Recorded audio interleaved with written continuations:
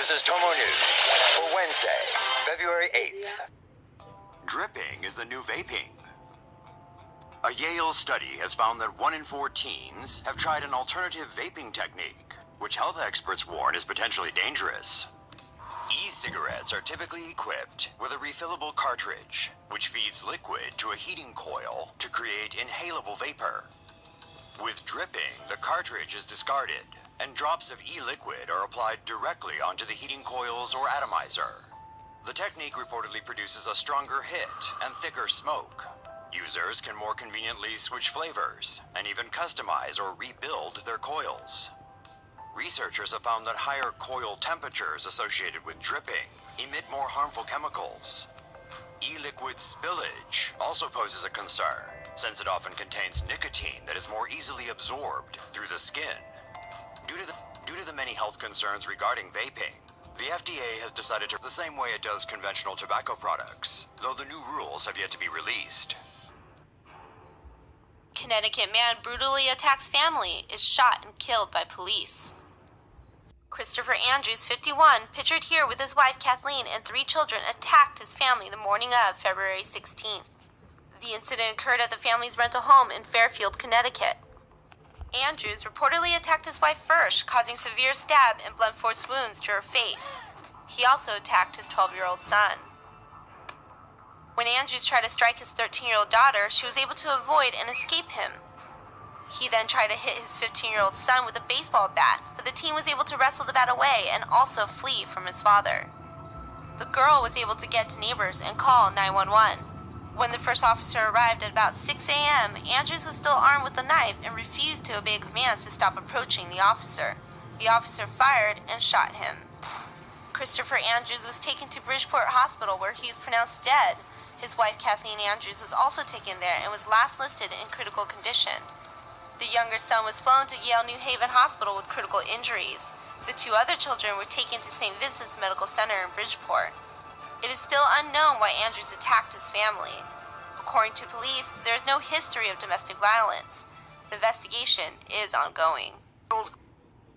Teen girl dies after being thrown from theme park ride.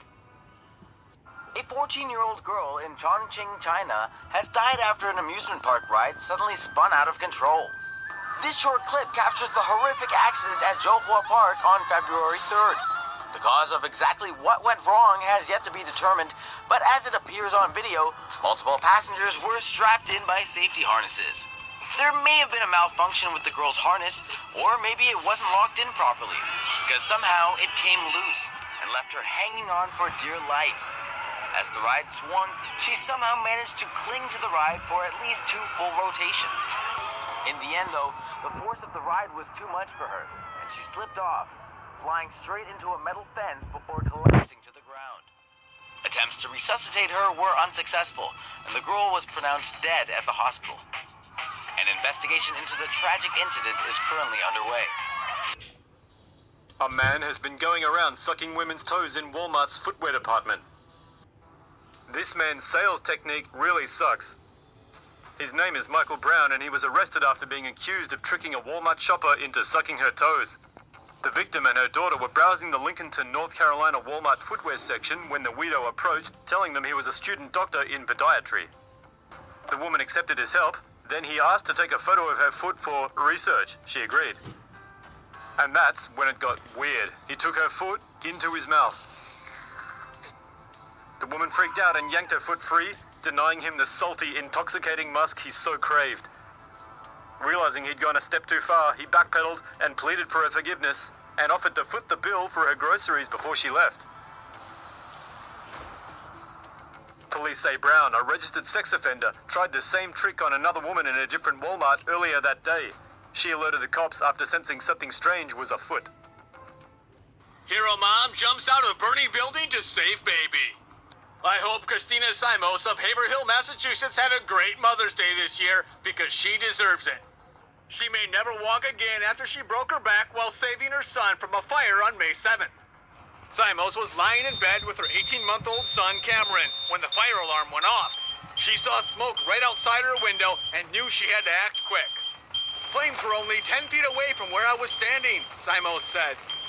She had no choice. There was only one way out of her second-story apartment, the balcony. I gave him a kiss and a hug, and I told him I loved him, and I jumped out the window. Simos told CBS Boston from her hospital bed. The fall broke a bone in her back, requiring surgery. Cameron suffered only a small bump on his head. A GoFundMe page has been set up to help cover the medical costs of Supermom Simos. 18 families lost their homes in the fire, but luckily, everybody made it out alive. That is one lucky boy. Now go get your mommy a glass of water. GoFundMe page has been set up to help cover the medical costs of Supermom Simos. 18 families lost their homes in the fire, but luckily, everybody made it out alive. That is one lucky boy. Now go get your mommy a glass of water. Sky High Skank enjoys 3-course meal with wine at local Walmart. Walmart may be famed for its low prices and value for money, but a fine dining experience is still possible. Just ask Florida resident Jocelyn Lopez. Lopez, 20, was as high as a kite on December 22nd when she entered the Walmart in Lecanto and hopped into a motorized shopping vehicle. First, she helped herself to an aperitif, grabbing a bottle of wine from the store's alcohol section. Then, for appetizer, she enjoyed some sushi, before thoughtfully placing the leftovers back on the shelf for the next customer to enjoy. For entree, she decided to have the delicious rotisserie chicken, before moving on to the freshly baked mini muffins for dessert. A staffer then decided to bring an end to her gastronomic journey, the bill for her in-store indulgence coming to $32.36. When police searched her, they found 2 empty syringes in her bags, which Lopez admitted were used for injecting meth before her brazen pre-Christmas food fest. She was later arrested and charged with shoplifting and possession of drug paraphernalia.